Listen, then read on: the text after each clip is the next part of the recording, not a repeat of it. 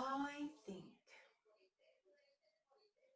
I just recorded your whole video, Virgo, without it recording. So I am going to leave the cards out because I've only just discovered. And I'm going to run through with you what was supposed to record before. Having a moment about this because I get a little bit frustrated with technology when it doesn't do what I want it to do. So let's move on. The three oracle cards that came out were receptivity, liberation, and opportunity. So what I was talking about was depending on how receptive you are to change and a breakthrough of where you currently are will depend on the opportunities you then receive. At the bottom of the deck was the Wheel of Fortune, and that talks about turning the wheel, changing things up. Whether you do it or whether it just happens, change is inevitable. So then we started with the Three of Pentacles, the Two of Swords, Four of Pentacles, Seven of Wands, and the Three of Swords.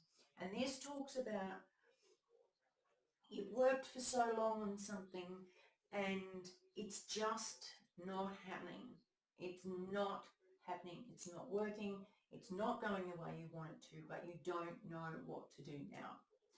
You don't know, and you don't want to really look at it because even though you know it's not working, even though you know it's probably unhealthy, and with the Three of Swords, might have caused some heartbreak, I would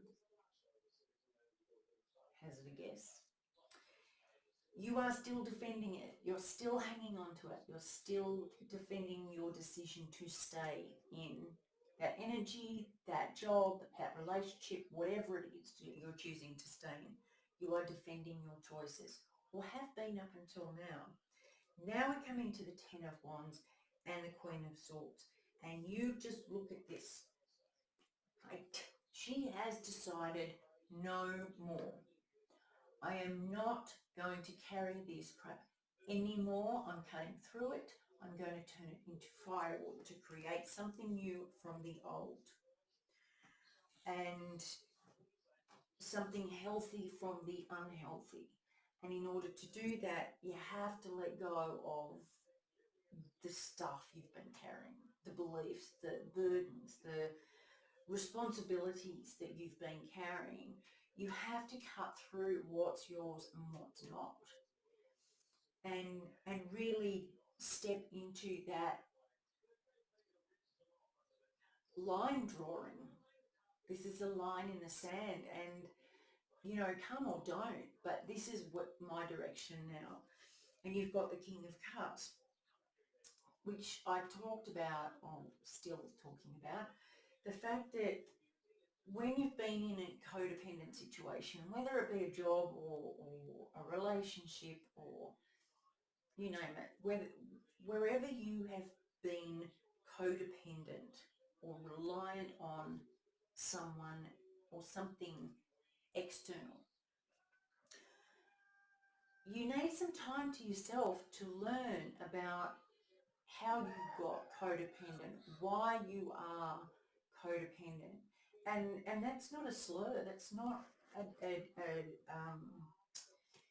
it's not a just dependent, and that's so unhealthy. It's not that at all. What it is this shadow work. It's acknowledging what you need to work on and going, shit, I've been really codependent in this situation. I wonder why. I wonder how I got there. I wonder what it was that taught me I wasn't strong enough to be on my own, or I wasn't good enough unless I was looking after everybody else. Those kind of questions. So that's where the Queen of Swords comes in and goes, right, I'm asking the good questions. I'm going for the truth. I'm cutting through all this dead wood and I'm going to get to it. Now, doing that it's wise to be emotionally mature and step back from letting your emotions rule. The King of Cups can be quite cool. And in this situation, that helps. It helps to be emotionally cool and, you know, using a bit more logic and getting a bit investigative into why, what's happened, where did this come from, how can I solve this, how can I move from unhealthy to healthy, how can I learn from this and move forward.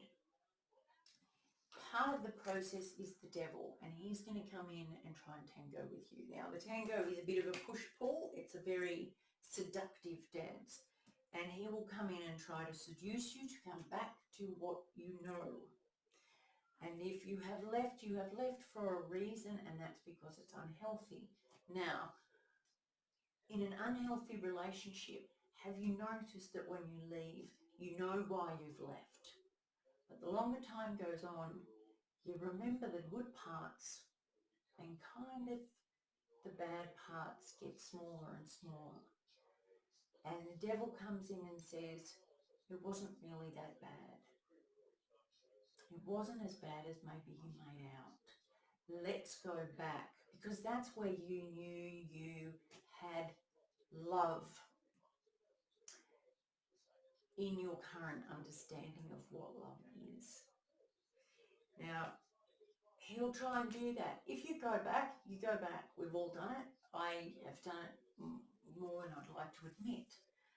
So that's part of the dance of working through the shadow, is learning the tricks that will come up to trip you up. But you're going to overcome it. You're going to choose, because the Ten of Swords is out also. You've got the Ten of Wands and the Ten of Swords. This is the end.